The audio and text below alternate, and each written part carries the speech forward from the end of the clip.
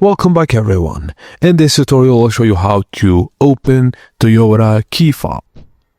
Firstly, look at the top of your key fob. Just above the metal key blade is a small silver button. Press that button and pull out the metal key. Now use a flathead screwdriver or the key itself and insert it into the slot where the key was. Gently twist to pop the key fob open into two halves.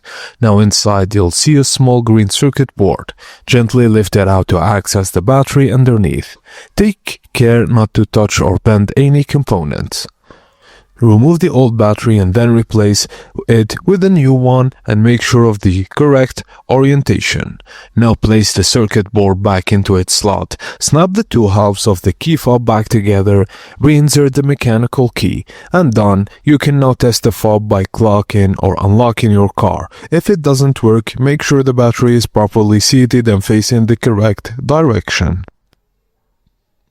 And that's it guys, as simple as that. Thank you for watching, and please don't forget to like and subscribe for more.